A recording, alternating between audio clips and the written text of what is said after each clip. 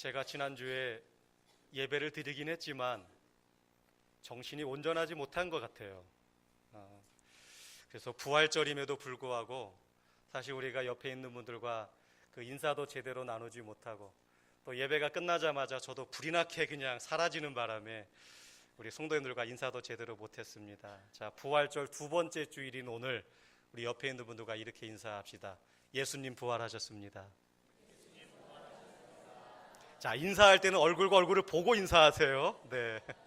네.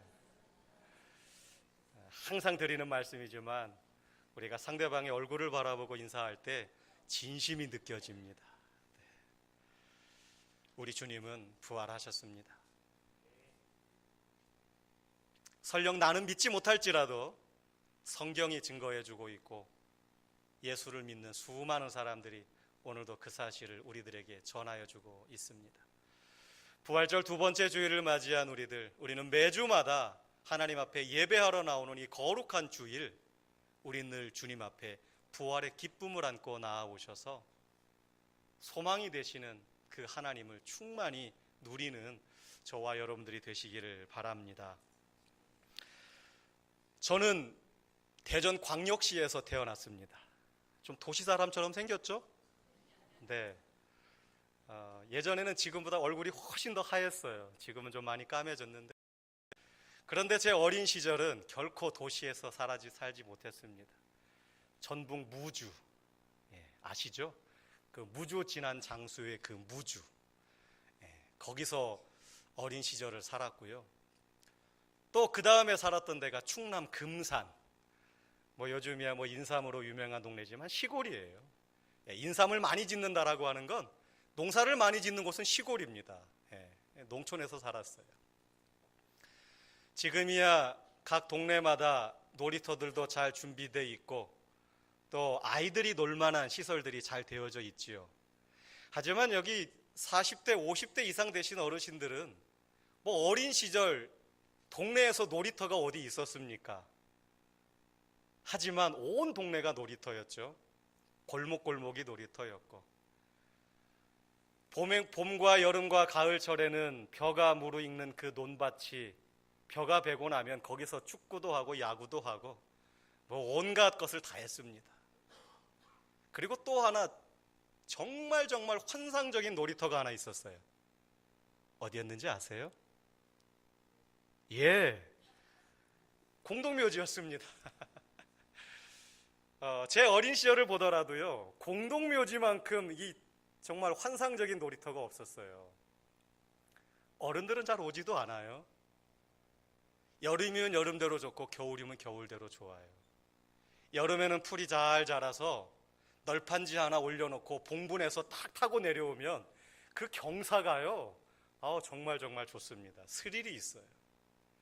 겨울철에는 어떻고요?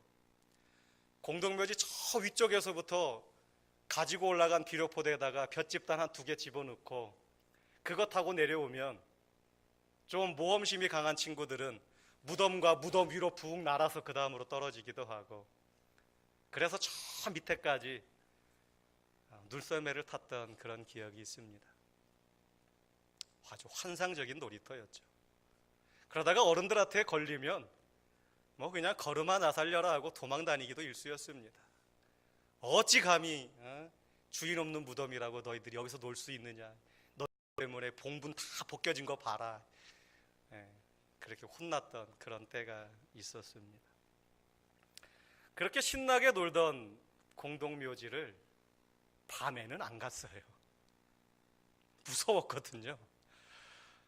낮에는 그렇게 신나게 놀고 온 동네 친구들이 다 모여서 칼싸움도 하고 잡기 놀이도 하고 잔디밭에서 나는 삘기도 뜯어먹고 질경이 풀도 뜯어먹고 그랬던 그 곳이었지만 밤에는 안 갔습니다. 무덤의 근처에 가는 것도 무서웠어요. 귀신이 나올까 봐 근처에도 못 갔습니다. 근데 예나 지금이나 우리 사람들에게 있어서 그 무덤이라고 하는 곳은 그렇게 사람들에게 달가운 기분 좋은 곳은 아닌 것 같습니다. 요즘은 시설이 좋아져서 깨끗하고 청결하게 그런 납골묘라든가 추모공원이라든가 그런 것들이 만들어져서 우리 사람들 곁으로 가까이 다가오긴 했지만 여전히 죽음과 관련된 무덤은 여전히 살아있는 우리들과는 좀 거리가 있는 그런 장소입니다. 자, 그러면 성경에서는 무덤을 어떻게 묘사하고 있고 어떻게 무덤에 대해서 말씀하고 있을까요? 지금으로부터 약 2000년 전에 세 여인이 한 무덤을 찾아갔습니다. 그 세 명의 여인이 성경 말씀에 이름이 기록이 되어져 있는데 오늘 본문의 1절에 보니까 막달라 마리아, 야고보의 어머니 마리아, 그리고 살로메라고 하는 여인이라고 아주 자세하게 밝혀주고 있습니다. 이 여인들은 안식일이 지나고 새로운 일주일을 시작하는 첫날, 바로 오늘날 우리들이 예배하는 이 주일날 아침, 아직 해가 뜨기도 전에 그들은 불이 났게 한 무덤을 찾아갔습니다. 아무도 가까이 가지 않는, 그나마 날이 좀 해가 뜨고 해가 좀 중천에 올라가야 그나마 좀 갈만한 그런 무덤을 이들은 안식일이 지나자마자 해가 뜨기도 전에 불이 나게 그 무덤을 향해 갔습니다. 이들이 찾아간 곳은 바로 예수님의 무덤입니다. 이들이 예수님의 무덤을 찾아가기 전까지의 모습을 우리가 다시 한번 좀 되곱씹어 보면 이렇습니다. 예수님께서 아주 무기력하게 십자가에서 죽으셨어요. 정말 그 예수님을 따라다녔던 수많은 사람들이 입이 쩍 벌어져서 말문이 막혀서 뭐라고 말하지 못할 정도의 그런 어처구니 없는 죽음을 예수님께서 당하셨습니다. 사람이 죽으면 우리는 그 시신을 수습하여서 장례라고 하는 것을 치릅니다. 지난주에도 우리 교회 성도들 가운데 두 가정이 장례식이 있었습니다. 지지난주가 됐죠 벌써. 우리들 사랑하는 가족이 누군가가 이 세상을 떠나게 되면 슬픔도 잠시 뒤로 미루고 그 시신을 잘 수습하고 깨끗이 닦아서 새 옷을 입히고 관에 넣어서 매장을 하든 화장을 하든 정말 격식을 갖추어서 그 장례 예식을 치르게 됩니다. 그런데 예수님의 그 십자가의 죽음의 모습을 돌이켜보면 그 누구 하나 십자가에서 죽으신 그 예수님을 장사 지낼 생각은 아무도 못하고 있었어요. 그도 그럴 것이 아무도 예수님 앞에 나서서 나도 이 예수와 한 패입니다, 나도 이 예수와 한 공동체입니다 라고 말하는 사람이 아무도 없었거든요. 제자들도 그랬어요. 그런데 그때 용감하게 한 사람이 나옵니다. 용감하게 한 사람이 빌라도에게 나와서 예수님의 시신을 나에게 달라 그렇게 요청을 하는데 성경은 그 사람이 아리마대 사람 요셉이라고 기록해주고 있습니다. 그 아리마대 사람은 존경받는 사람이었고 공회원의 사람이었고 하나님의 나라의 사람이었다라고 성경은 또한 기록해주고 있어요. 그런데 더 재미있는 사실은요, 이 아리마대 사람 요셉이 빌라도를 찾아가서 예수님의 시신을 달라고 요청하는데 그 모습이 당돌했다라고 기록하고 있어요. 당돌했다. 우리 어른들은 우리 아이들에게 가끔씩 아유 이 아이 참 당돌하다 라고 말씀하실 때가 있을 겁니다. 아이가 아이답지 않고 분명히 자기에게 뭔가 불리한 일들이 벌어질 줄을 알면서도 자기가 해야 될 말을, 정당한 말을 하는 것, 그것을 우리는 당돌하다 그럽니다. 이 당돌하다라고 쓰여진 이 단어의 헬라어는 톨마오라고 하는 단어입니다.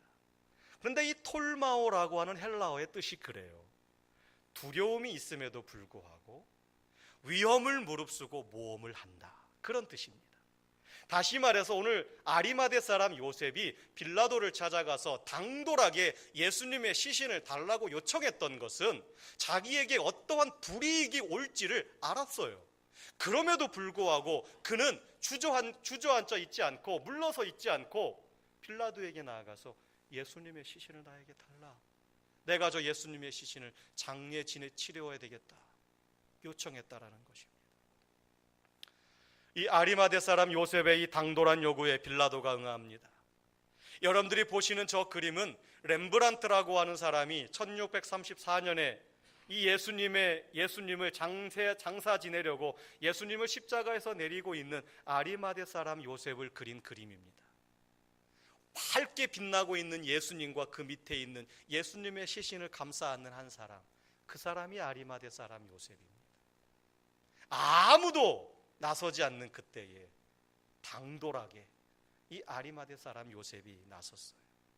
그리고서는 예수님의 몸을 제대로 깨끗하게 닦지도 못하고 세마포로 싸서 자기 소유의 바위동굴 무덤에 안치하고 돌을 굴려 막았습니다. 그러자 빌라도의 그 군인들이 와서 무덤에 봉인을 했어요. 아무도 그 무덤 문을 열지 못하도록 봉인을 했습니다. 그리고 그 무덤의 문은요, 정말 큰 돌로 무덤을 막았기에 웬만한 사람 몇 명이 달려들어도 쉽게 열 수 없는 그런 문이었습니다. 예수님의 장례식이 너무나 초라했어요. 다음 날이 바로 안식일이다 보니까 예수님께서 십자가에서 죽으시고 내려오셨을 때에 아리마대 사람 요셉이 그 시신을 내렸을 때에 바로 안식일이 시작되다 보니까 아무것도 할 수 없었어요. 그래서 그 시신을 너무너무 초라하게 장례에 지낼 수밖에 없었습니다. 그런데 그 모습을 본문에 등장하는 막달라 마리아와 야고보의 어머니 마리아와 그리고 살로메라고 하는 이 여인이 예수님의 그 장사 지내는 모습을 먼 발치에서 지켜보았습니다. 여인들의 가슴이 아팠어요. 예수님이 어떤 분인데 너무너무나 초라하게 너무너무나 급하게 장례에 치러지는 모습이 너무너무나 가슴 아팠습니다. 채찍을 맞으시고 머리에 가시면류관으로 쓰셔서 온 머리에 피가 온 몸으로 흘러내리고 있었고 못 박히시고 창에 찔려 상한 주님의 몸이 피에 엉겨붙어 피범벅 상태로 된 그대로 그 시신 그대로 장사 지내지는 모습이 너무나 안타까웠습니다. 그래서 향품을 준비했어요. 예수님의 몸에 제대로 염을 하기 원했던 것이죠. 그런데 하필이면 다음 날이 안식일이었습니다. 아무것도 할 수 없었어요. 어쩔 수 없이 안식일이 지나기를 기다렸습니다. 안식일 다음 날 새벽 그들은 아침 일찍 무덤으로 달려갔습니다. 여인들은 무덤을 막고 있는 그 돌을 어떻게 열지 걱정하며 무덤으로 달려갔어요. 저 누가 열어줄 수 있을까? 그런 면에서 놓고 볼 때에 오늘 성경에 나오는 무덤은 그다지 즐거운 장소가 아닙니다. 슬픔의 자리이고 눈물의 자리이고 실패와 패배의 자리입니다. 살아있는 자와 죽은 자를 철저하게 갈라놓는 자리가 바로 무덤이라고 하는 자리입니다. 오늘날 저와 여러분들도 무덤을 그렇게 생각하고 있지 않습니까? 기쁨보다는 슬픔의 장소요, 성공보다는 실패의 장소요, 만남보다는 이별의 장소요, 그것이 우리가 흔히 생각하는 무덤이라고 하는 곳입니다. 늘 아쉬움이 있는 장소, 늘 안타까움이 있는 장소가 바로 무덤입니다. 그런데 오늘날 성경을 살펴보고 우리들의 주변의 사람들의 모습을 살펴보면 살아있는데 마치 무덤처럼 살아가는 사람들이 있어요. 분명히 살아서 숨을 쉬고 있는데 무덤처럼 슬픔 속에 절망 속에 그렇게 살아가는 사람들이 있습니다. 창세기에 나오는 아브라함의 아내 사라가 그런 여인이었습니다. 무덤과 같은 몸이었어요. 슬픔이 만성이 되고 절망이 가득한 여인. 내게 무슨 즐거움이 있으리요? 아브라함의 아내 사라는 그런 삶을 살아갈 수밖에 없었어요. 한센병 환자들이 그렇지 않았습니까? 옛날에는 나병이라 그랬습니다. 그런데 요즘은 그런 혐오스러운 이름으로 부르지 않고 한센병이라고 부릅니다. 요즘은 치료도 되어져요. 그런데 옛날에는 이 한센병에 걸린 사람들은 살아있으나 죽은 것과 다를 바가 없었습니다. 다른 사람들과 철저하게 격리되어 살았어요. 우리나라도 전라남도 여수나 소록도에 가면 지금도 여전히 그분들이 따로 모여 살고 있어요. 전라북도 익산에 가도 그 한센병 환자들이 모여서 사시는 그 마을이 있어요. 사람들과 같이 살 수가 없어요. 철저하게 격리되어 살아갑니다. 이미 죽은 몸과 같아요. 무덤과 같은 삶을 살아가는 자들입니다.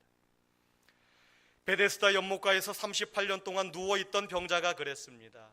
너무나 오랫동안 희망 고문에 시달려서 이미 무덤이 되어버린 사람입니다. 연못에 들어갈 수 있다는 소망조차 사라져버리니까 죽은 것과 같은 그러한 삶을 살았던 자가 바로 베데스다 연못가에 38년 된 병자였습니다. 이스라엘 민족이 살아있으나 죽음 무덤과 같은 삶을 살았던 민족입니다. BC 722년에 북이스라엘이 아수르의 멸망을 당합니다. BC 586년에 남왕국 유다가 바벨론의 멸망이 되어지고 포로로 잡혀가게 됩니다. 더 이상 이스라엘은 무덤과 같은 존재가 되었어요. 죽은 것이나 다를 바 없는 그런 민족이 되고 말았습니다.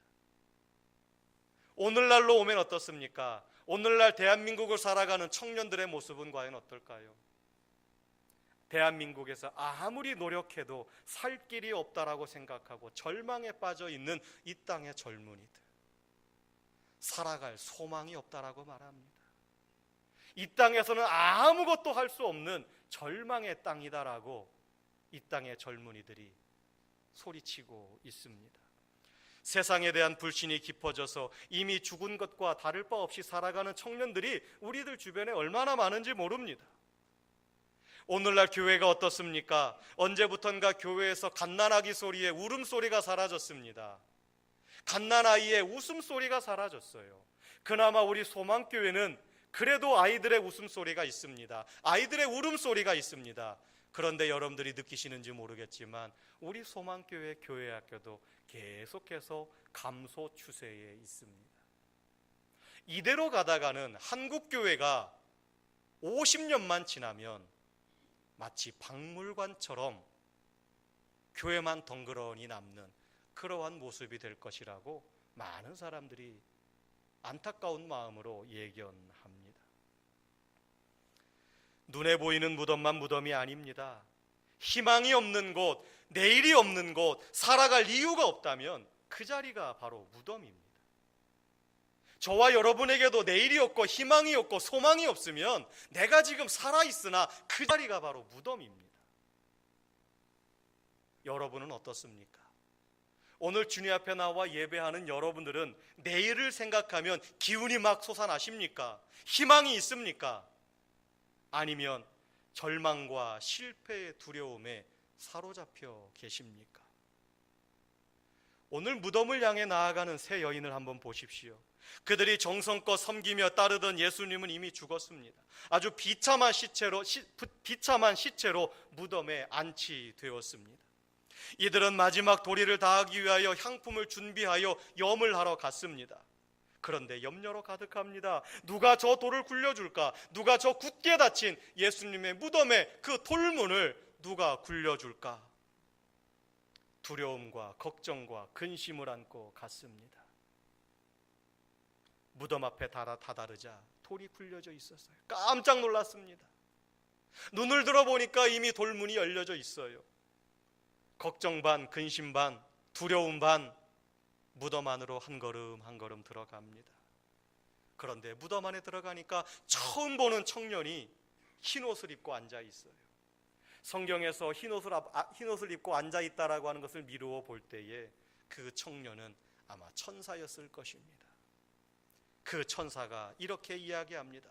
놀라지 말라. 너희가 십자가에 못 박히신 나사렛 예수를 찾는구나. 그가 살아나셨고 여기 계시지 아니하니라. 보라, 그를 두었던 곳이니라. 할렐루야. 예수께서 살아나셨다라는 거예요. 두려움과 절망과 근심과 걱정을 안고 무덤에 들어갔는데 그 무덤에는 아무것도 없었어요. 무덤이 텅 비었습니다. 부활하셨다라고 하는 거죠. 여러분들, 이것이 복음입니다. 모든 사람들이 절망이요 끝이요 아무것도 끝 없이 끝났다라고 말하는 그곳에 들어갔더니 무덤이 텅 비었습니다. 그것이 복음입니다. 하나님께서 예수님을 살리셨습니다. 하나님께서 무덤을 텅 비게 만드셨어요. 물론 이것은 쉽게 믿을 수 있는 사건이 아닙니다.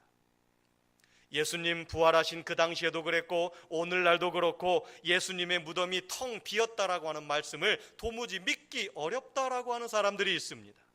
그래서 예수님의 부활이 아닌, 온전한 부활이 아닌 다른 것으로 예수님의 시신이 사라진 것을 설명하려고 하는 사람들이 있습니다. 예수님의 제자들이 예수님의 시신을 훔쳐가 놓고 부활했다라고 거짓말한다. 아니면 어떤 사람들은 예수님이 완전히 죽은 것이 아닌데 잠시 기절했을 뿐인데 그것을 모르고 장사 치루었다가 무덤 문을 열고 도망갔다라는 거죠.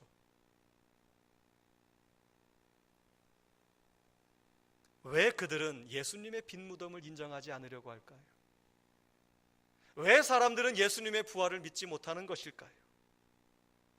빈 무덤, 예수님의 부활을 인정한다라고 하는 것은 하나님의 임재와 하나님의 능력과 하나님의 주권을 인정하는 것이기 때문입니다.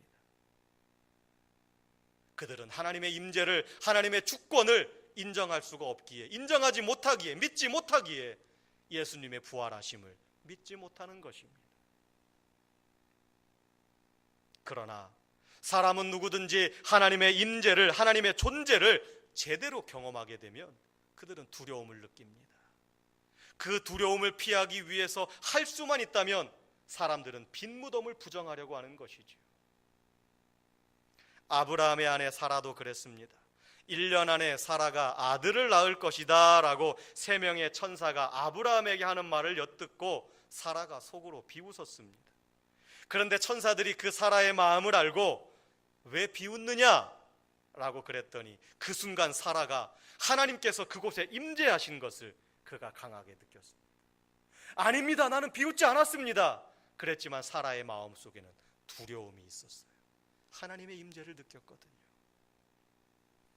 예수님의 무덤 안에서 천사를 만난 여인들도 그저 벌벌 떨기만 했습니다. 말도 안 되는 부활의 소식을 들었기 때문입니다. 부활을 믿는다라고 하는 것은 두려운 일입니다. 빈 무덤은 쉽게 믿어지지 않습니다. 그러나 우리가 그 빈 무덤, 부활하신 예수님을 믿게 되면 참으로 저와 여러분들에게 새로운 일이 눈앞에 펼쳐지게 됩니다. 무덤과도 같았던 인생이 달라집니다. 아브라함의 아나 사라도, 한센병 환자들도, 38년 된 병자들도, 이스라엘도, 이 땅의 젊은 청년들도, 그리고 대한민국의 교회도 주님의 무덤이 텅 비었다라고 하는 사실을 온전히 믿으면 우리들의 삶은 완전히 달라지게 됩니다. 예수님의 무덤이 빈 무덤이었다면 오늘 저와 여러분의 무덤도 빈 무덤이 될 줄로 믿습니다. 예수님의 몸이 살아났다면 그 살아나신 예수님을 믿는 저와 여러분의 몸도 다시 살아나는 것입니다. 예수님의 그 멈췄던 심장이 다시금 펄쩍펄쩍 있다면 그 사실을 믿는 저와 여러분의 심장도 하나님께서 다시 뛰게 하실 줄로 믿습니다. 이것이 바로 세례의 신비입니다. 우리가 예수 그리스도를 믿는 순간 내가 물속에 들어갈 때에 나는 주님과 함께 죽었습니다. 예수가 십자가에 못 박혀 죽을 때에 나는 이미 그 십자가에 못 박혀 죽었습니다. 그러나 그 죽었던 예수를 하나님께서 다시 살리셔서 그가 무덤에서 부활하였을 때 저와 여러분들도 동일하게 그 죽음에서 부활한 것입니다. 저와 여러분의 무덤도 빈 무덤이 되었습니다. 우리는 빈 무덤의 신앙을 가지고 살아가야 됩니다. 빈 무덤의 신앙이 무엇입니까? 빈 무덤을 믿는다라고 하는 것은 죽음을 두려워하지 않는 것입니다. 무속신앙을 가진 사람들은 죽은 자들이 귀신이 되어서 살아있는 사람들에게 해코지를 한다고 합니다. 그래서 그 죽은 영혼들을 달래주어야 한다고 합니다. 결국 죽음이 무서운 것이지요. 그러나 빈 무덤 신앙은 결코 죽음이나 귀신을 두려워하지 않습니다. 부활의 눈으로 보면 무덤은 두려운 곳이 아닙니다. 부활의 눈으로 보면 그 빈 무덤은 하나님의 능력과 사랑을 깨닫는 장소가 바로 무덤입니다. 서울 마포 양화진에 가면 외국인 선교사님들의 묘원이 있습니다. 이 땅에 와서 복음을 전하다가 죽은 수많은 사람들이 묻혀 있는 곳입니다. 그곳의 한 무덤 중에 루비 레이첼 캔드릭이라고 하는 여성 선교사의 묘가 있습니다. 그 선교사의 묘비에는 이렇게 쓰여져 있어요. 만약 나에게 1000개의 목숨이 있다면 나는 그 모두를 한국을 위해 바칠 것이다. 어떻게 이러한 헌신이 가능할 수 있을까요? 그것은 바로 부활의 신앙, 빈무덤의 신앙이 있었기 때문입니다. 우리가 이런 선교사님들의 묘를 혐오시설이라고, 가까이 갈 수 없는 곳이라고, 끝난 곳이라고 우리가 치부해 버리시겠습니까? 선교사들의 묘는, 우리들의 믿음의 선배들의 묘는, 믿는 자들이 묻혀진 그 묘는 부활을 실제적으로 공부할 수 있는 살아있는 교실입니다. 둘째, 빈무덤을 믿는 신앙이라고 하는 것은 갈릴리로 돌아가는 신앙입니다. 갈릴리로 돌아가는 신앙. 무덤에서 만난 천사가 세 여인에게 이렇게 말합니다. 예수님께서 먼저 갈릴리로 가셨으니 예전에 너희들에게 말했던 것처럼 너희도 갈릴리로 돌아가라. 얼른 가서 제자들과 베드로에게 예수님께서 갈릴리로 가셨으니 너희도 그곳으로 가라라고 전하라는 것입니다. 우리가 복음서의 말씀을 읽어보면 예수님의 두 가지의 모습에 늘 혼란스럽습니다. 제자들 또한 예수님의 두 가지의 모습을 늘 오해했어요. 하나는 사탄을 이기고 병자를 고치시고 강력하게 역사하시는 주님의 모습이 있는가 하면, 그들이 마지막 보았던 예수님의 모습은 십자가에 무기력하게 죽으시는 예수님의 모습이었거든요. 그 두 가지로 인해서 늘 제자들이 혼란스러웠습니다. 어떻게 이 두 상반된 예수님의 모습을 하나로 우리가 믿을 수 있을까? 갈릴리로 돌아가라. 예수님께서 갈릴리로 가셨으니 너희도 갈릴리로 가라 라고 하는 이 말씀이 과연 무슨 의미일까요? 그것은 바로 지금까지 있었던 수많은 사건들을 빈 무덤의 관점에서, 부활의 관점에서 예수님의 삶을 다시 한번 돌아보라라는 것입니다. 그러면 예수님에 대한 오해가 풀리고 예수님이 참으로 어떠한 분인지 깨달을 수 있을 것이라는 말씀입니다. 우리도 이번 사순절 기간을 지나며 신약 성경의 말씀을 다 읽었습니다. 갈릴리에서 만나자 갈릴리로 돌아가라 라고 하는 이것을 성경의 말씀을 읽는 우리들에게 적용해 본다면 복음서의 말씀을 다시 처음부터 다시 읽으라는 것입니다. 이제는 부활의 관점으로, 빈무덤의 관점으로 복음서의 말씀을 읽으라는 것입니다. 지금까지 분명하게 알지 못했던 예수님의 정체가 우리들에게 확연하게 드러납니다. 예수님이 참 하나님의 아들이시며 그리스도라고 하는 사실이 우리들에게 선명하게 다가오게 됩니다. 사랑하는 성도 여러분, 예수님을 오해하지 마십시오. 예수님은 내 재산을 관리해 주시는 자산 관리가가 아닙니다. 예수님은 내가 원하는 명예나 권력이나 세상 출세를 보장해 주는 그런 분이 아닙니다. 교회 가서 예수 믿으면 내 사업이 잘 될 것이다, 그런 예수님이 아닙니다. 교회 가면 인맥을 넓힐 수 있어서 내가 세상에서 성공할 수 있겠지, 우리는 그렇게 예수님을 믿어서는 안 됩니다. 예수님은 그런 분이 아닙니다. 또한 정치적인 혁명을 일으키시는 그런 분도 아니십니다. 저와 여러분이 믿고 있는 예수님은 하나님의 아들이시고 그리스도이십니다. 이 세상의 주인이시고 모든 만물을 다스리시는 분이십니다. 하나님과 동등하신 분이시지만 나를 사랑하셔서 나를 살리시기 위해 이 땅에 오셨습니다. 그래서 죽음을 이기시고 부활하셔서 오늘도 다시 부활할 것을 우리들에게 먼저 보여주신 분이 바로 우리가 믿는 예수 그리스도이십니다. 이것을 확인하는 자리가 바로 빈 무덤입니다. 부활의 자리입니다. 세 여인에게 주어진 과제가 무엇입니까? 바로 빈 무덤을 전하라는 것입니다. 부활하신 예수님을 전하라는 것입니다. 무덤이 비었다라고 하는 것을 온 세상 사람들에게 나가서 외치라는 것입니다. 사랑하는 소망교회 성도 여러분, 오늘 세 여인들에게 권면하고 있는 이 천사의 권면은 오늘 우리들에게도 계속 이어집니다.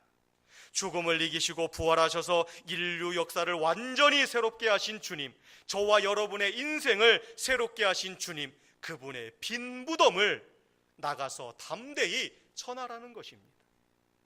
예수님의 시신은 누가 훔쳐간 것이 아닙니다. 어느 다른 곳에 감추어 둔 것이 아닙니다. 우리 하나님께서 그 예수님을 온전하게 부활시키셔서 지금 하나님 보좌 우편에 앉고 앉아 계십니다. 저와 여러분에게 그 사실을 말씀하시며 이제는 나가 그 예수님의 빈 무덤, 예수님의 부활하심을 전하라라고 오늘 우리들에게 새로운 사명을 더하여 주십니다. 사랑하는 소망교회 성도 여러분, 부활의 기쁨을 안고 주님께 예배하는 이 복된 주일 아침, 저와 여러분에게 빈 무덤의 은총이 충만해지며 이 빈 무덤의 기쁨을 전하는 저와 여러분 되시기를 주님의 이름으로 간절히 축원을 드립니다. 참 좋으신 아버지 하나님,